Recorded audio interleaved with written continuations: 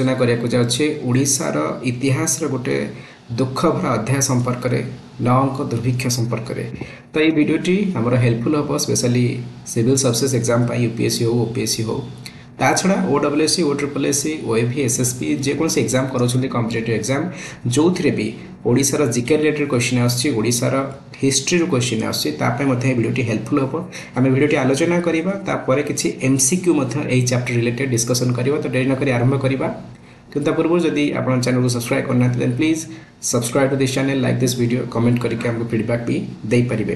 तो डेरी न करी आरंभ करबा ओडिशार इतिहास गोटे दुख भरा अध्याय 9 अंक दुर्भिक्ष जोटा होता 1866 मसीह 1866 मसीह जो दुर्भिक्ष होता अनेक मात्रा ओडिया जातिर मेरुदंड को भांगी देथिला। ये दुर्भिक्ष ओडिया जातिर इतिहास रे एमिति एक चिन्ह रखिछि जहाको ए जाति अनेक समय धरी शीघ्र मुकुलिया को संघर्ष करिछि। लोक माने आज भी एते शताब्दी परे मध्य गोटे शताब्दी परे मध्य ताकू अनुभव करछन्ती ताकू स्मरण करूछन्ती। हमर ये जो दुर्भिक्षटा होता केवल प्राकृतिक दृष्टि आपको देखा उचित नुहे या पछरे मनुष्यकृत राजनीतिक कारण थिला प्रशासन भूल नीति थिला प्रशासनिक अवहेला थिला एवं यही सब मिसिकी प्रशासनिक अवहेला आरंभ कर प्राकृतिक विपर्यय सब मिसिकी आपको अत्यधिक मारात्मक कर देथिला। तो 9 अंक ये ना पछरे इतिहासटा कौन 9 अंक आसी 9 अंकरू जेतबले भी आमर गजपति राजा मानक सिंहासन से माने आरोहण करती से कहुए जे गोटे अंक आरंभ है अर्थात राजूति आरंभ है। तो एमती गोटे अंक से वर्ष आरंभ होता तत्कालीन पुरी गजपति तो से 9 अंक कहला बस जनसाधारण भाषा 9 अंक कहला। आई वर्ष घटला महादुर्भिक्ष ठीक अच्छे। तो से यहीटा को 9 अंक दुर्भिक्ष बा 9 अंक दुर्भिक्ष बोली आम इतिहास कहूचे।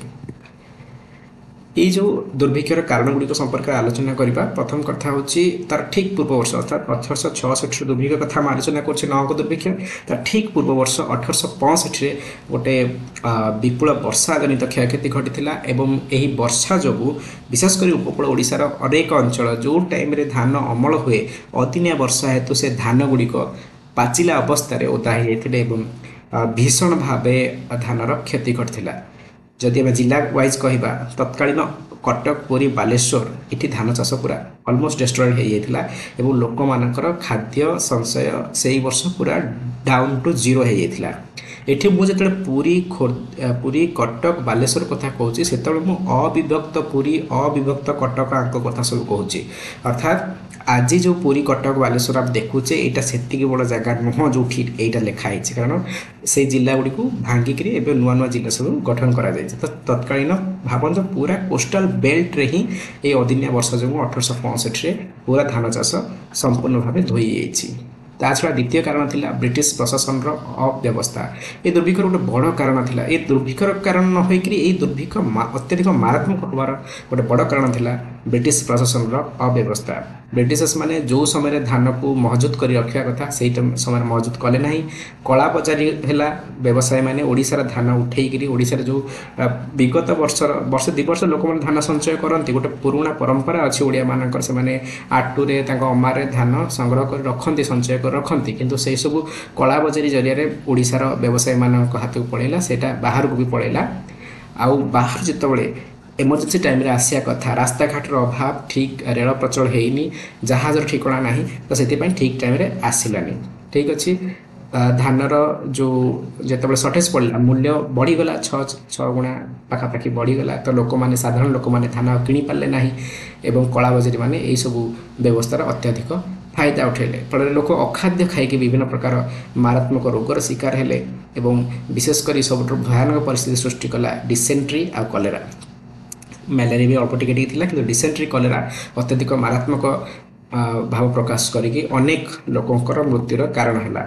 दुर्भिक्ष परिणाम कौन लक्ष लक्ष मृत्यु 10 लाख अधिक लोक मरछन्ति कहुए।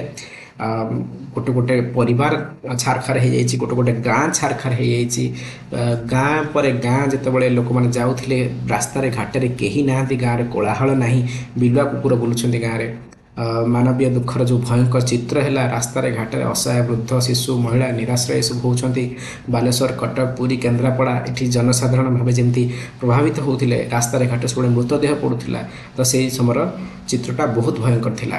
ତା ଛଡ଼ା ମାଇଗ୍ରେସନ୍ ବି ହେଲା, ଲୋକମାନେ ଜୀବନ ବଞ୍ଚାଇବା ପାଇଁ ଆମର ବଙ୍ଗଳା, ମାଡ୍ରାସ, ଆନ୍ଧ୍ର ପ୍ରଭୃତି ଅଞ୍ଚଳକୁ ଧୀରେ ଧୀରେ ପଳେଇଲେ। ଓଡ଼ିଶାର କୃଷିର ଶ୍ରମ ଶକ୍ତି କମିଗଲା, ଯେଉଁ ଲୋକମାନେ ପଳେଇଲେ 1866ରେ, ତା 67 ଯେତେବେଳେ ପୁଣି ବର୍ଷା ଦିନ ଆସିଲା ଆଉ ସେଠି ବିଲରେ କାମ କରିବାକୁ ଲୋକ ନାହାନ୍ତି। ସେତେବେଳେ ଏତେ ଆମର ଟ୍ରାକ୍ଟର ଆଗରି ପାୱାର ଟିଲର ସବୁ ନଥିଲା, ଯାନ୍ତ୍ରିକ ପ୍ରଣାଳୀରେ କୃଷି ହେଉନଥିଲା। କୃଷି ଗୋଟେ ବହୁତ ଭାବରେ ଶ୍ରମ ଶକ୍ତି ଉପରେ ନିର୍ଭର କରୁଥିଲା, ଫିଜିକାଲ ୱାର୍କ ଉପରେ, ଏବଂ ଲେବରର ନାହାନ୍ତି, ଲୋକ ସବୁ ଗାଁ ଗଣ୍ଡା ଛାଡ଼ି ପଳାଇଛନ୍ତି। ତା ଫଳରେ ସେଇଟା ଆଉ ସେଇ ମରୁଡ଼ିରୁ, ସେଇ ଦୁର୍ଭିକ୍ଷରୁ ଆମ ଏ ଓଡ଼ିଶା ଆଉ ମୁକୁଳି ପାରିଲାନି। ସାମାଜିକ ଅର୍ଥନୈତିକ ପତନ ହେଲା, ଗହଳି ଚହଳି କମିଗଲା, ଗାଁ ଗାଁ ବୃକ୍ଷ ମରିଗଲା, କୃଷି ବ୍ୟବସ୍ଥା ପୁରା ଭାଙ୍ଗିଗଲା, ଲୋକଙ୍କ ମୁହଁରୁ ହସ ପଳେଇଲା ସବୁଦିନ ପାଇଁ।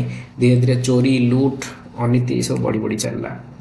ବ୍ରିଟିଶ ପ୍ରଶାସନର ବହୁତ କଦର୍ଯ୍ୟ ଭୂମିକା ଥିଲା, କୌଣସି ସେମାନେ ପ୍ରୋଆକ୍ଟିଭଲି କାମ କଲେନି। ଯେତେବେଳେ ବି ଖବର ମିଳିଲା ଲୋକ ଖାଇବାକୁ ପାଉନାହାନ୍ତି, ଲୋକ ମରୁଛନ୍ତି ରାସ୍ତାରେ ଘାଟରେ, ସେମାନେ କହିଲେ ଏସବୁ ଅତିରଞ୍ଜିତ କାହାଣୀ, ଏଥିରେ କୌଣସି ସତ୍ୟତା ନାହିଁ। ଠିକ୍ ସମୟ ଯେତେବେଳେ ଫୁଡ୍ ପ୍ରୋକ୍ୟୁର କରିବାର ଥିଲା, ଆपूର୍ତ୍ତି କରିବାର ଥିଲା ଖାଦ୍ୟକୁ, ସେମାନେ ଠିକ୍ ଟାଇମ୍ରେ କଲେନି।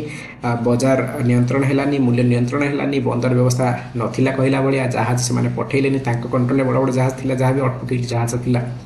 ରିଲିଫ୍ କାମର ଘୋର ଅଭାବ ଦେଖାଗଲା, ଯେଉଁଆଡ଼େ ସରକାରୀ ଫାଣ୍ଡି ରିଲିଫ୍ କ୍ୟାମ୍ପ ଥିବା ଦରକାର ଥିଲା, ସେଠି କୌଣସି ବ୍ୟବସ୍ଥା ହେଇନଥିଲା। ଠିକ୍ ଅଛି, ତ ଏଇସବୁ ଅବ୍ୟବସ୍ଥା ଫଳରେ ଲୋକମାନଙ୍କର ଯେଉଁ ଦୁର୍ଦ୍ଦଶ ଥିଲା ତା ଆହୁରି ଅନେକ ଗୁଣରେ ବଢ଼ି ବଢ଼ି ଚାଲିଲା। ବ୍ରିଟିଶ ମାନେ ବହୁତ ଲେଟ୍ରେ କାମ କରିବା ଆରମ୍ଭ କଲେ। ବେଙ୍ଗଲ ପ୍ରେସିଡେନ୍ସି ଅଣ୍ଡରରେ ଥିଲା ଓଡ଼ିଶା, ତ ଓଡ଼ିଶାକୁ ଆହୁରି ଅବହେଳା ସାମ୍ନା କରିବାକୁ ପଡ଼ୁଥିଲା। ଏବଂ ଯେତେବେଳେ ସେମାନେ ଦେଖିଲେ ଯେ ବର୍ଷା ଯୋଗୁଁ ଫସଲ ବ୍ୟାହତ ହେଇଛି, ପୁରୁଣା ଯେଉଁ ଷ୍ଟକ୍ ଥିଲା ଲୋକମାନଙ୍କ ପାଖରେ, କଳାବଜାରୀମାନେ ତାକୁ କିଣିକି ନେଉଛନ୍ତି, ବାହାରକୁ ପଠାଇ ଦେଉଛନ୍ତି, କୋଲକାତା ଅଭିମୁଖେ ଶହ ଶହ ଜାହାଜ ଯାଉଛି, ତ ଲୋକମାନଙ୍କ ଭବିଷ୍ୟତକୁ ଦୃଷ୍ଟିରେ ରଖି ସେ ଧାନକୁ ବ୍ଲକ୍ କରିବାର ଥିଲା ଯେ ଏମ୍ବାର୍ଗୋ ଲଗାଅ, ଓଡ଼ିଶାରୁ ଧାନ ଆଉ ଯାଇପାରିବନି। ବ୍ରିଟିଶର୍ସମାନେ ତାକୁ କଲେନି, ଏମ୍ବାର୍ଗୋ ଲଗାଇଲେ ନାହିଁ। ଫଳରେ ଯେଉଁଠି ଲୋକମାନେ ସଞ୍ଚୟ ଧାନକୁ ବ୍ୟବହାର କରିଥାନ୍ତେ ସେଇଟା ବ୍ୟବହାର କରିପାରିଲେ ନାହିଁ। ଏବଂ 1866ର ପ୍ରାରମ୍ଭ ସୁଦ୍ଧା, 65ରେ ଅଦିନିଆ ବର୍ଷା ଯୋଗୁଁ କ୍ଷତିଗ୍ରସ୍ତ ହୋଇଛି, 66ର ପ୍ରାରମ୍ଭ ସୁଦ୍ଧା ଦୁର୍ଭିକ୍ଷ ବ୍ୟାପିଗଲା, ରାସ୍ତା ଗୁଡ଼ିକ କବରଖାନାରେ ପରିଣତ ହୋଇଗଲା, ଭୋକରେ ଲୋକ ମଲେ, ତାପରେ ହଇଜା ବ୍ୟାପିଲା, କ୍ଷୁଧା ବ୍ୟାପିଲା, ତ ଲୋକମାନେ ଆହୁରି ମରି ମରି ଚାଲିଥିଲେ। 10 ଲକ୍ଷରୁ ଅଧିକା ଲୋକ ଏହି ସମୟରେ ପୁରା ମୃତ୍ୟୁବରଣ କରିଥିଲେ।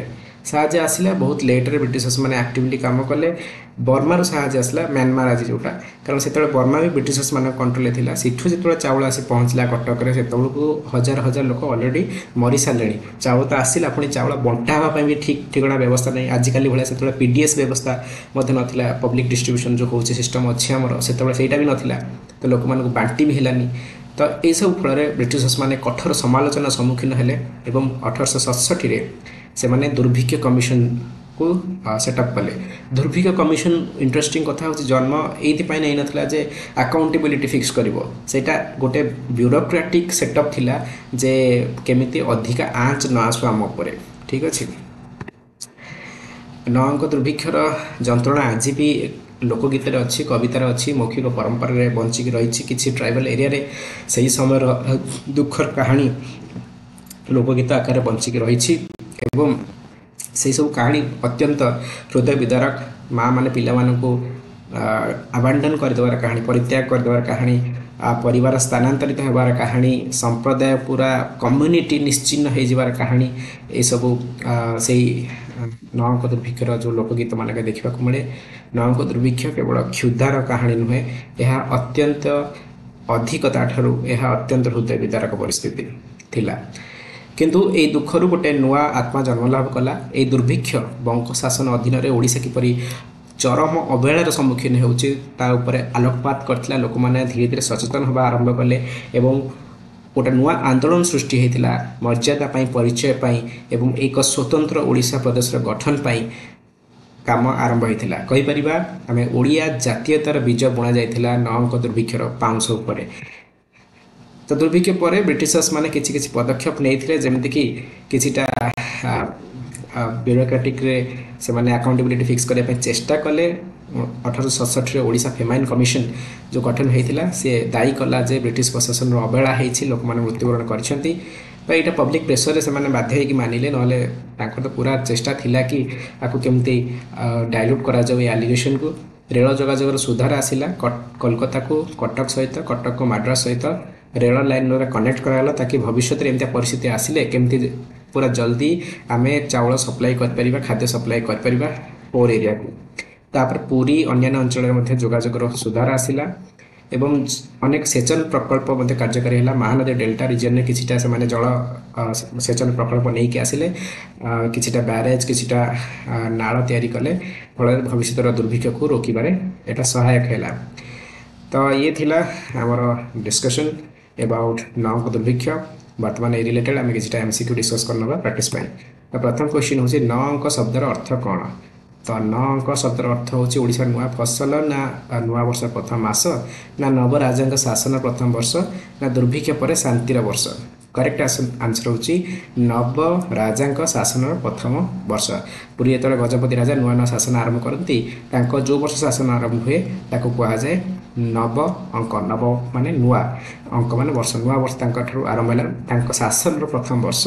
तो ये नव अंक रु 9 अंक होइछि। ठीक अच्छे परवर्ती क्वेश्चन को जीवा केउ अंचल गुड़िक 9 अंक दुर्भिक्ष सब अधिक प्रभावित होता।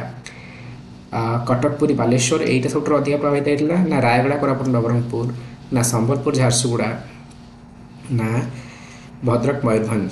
तो करेक्ट आंसर होची मेनली कोस्टल रीजन जो लोकसंख्या डेंसिटी अधिका कटक पुरी बालेश्वर एमाने बेसी प्रभावित होते 9 अंक दुर्भिक्ष ये जो कटक पुरी बालेश्वर कथा कहुच्छी ये सेत बेलर अविभक्त कटक अविभक्त पुरी कथा कहुच्छी।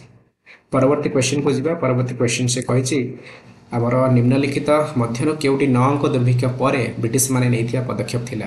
9 अंक दुर्भिक्ष पर कौन है ओडिशा राज्य गठन है ना ओडिशा फेमाइन कमिशन 1867 गठन कराइला ना मुद्रार सुधार आसला ना जमींदारी प्रथा विलोप है।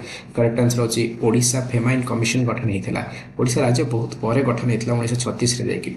ठीक अच्छे तो परवर्ती क्वेश्चन को जीवा 9 अंक दुर्भिक्ष समय केउ रोग विस्तार करथिला केउ रोग रे आहुरी अनेक लोक मरथिले मलेरिया ना कलेरा डिसेंट्री ना टीबी ना प्लेग। करेक्ट आंसर होची कलेरा डिसेंट्री। तो जहाँ तो लोक खाया न पाई मले मले कलेरा आ डिसेंट्री भी गुड़ाए लोक प्राणत्याग करथिले। तो ये थिला 9 अंक दुर्भिक्ष संपर्क में आम आलोचना ए रिलेटेड किसी एमसीक्यू प्रैक्टिस करते आम। तो आशा करटी आपको हेल्पफुल होती जब वीडियो आपको हेल्पफुल लगी then please subscribe to this channel like this video comment करके हमको एनकरेज भी करें फीडबैक भी दे पारे। तो वर्तमान में एति धन्यवाद।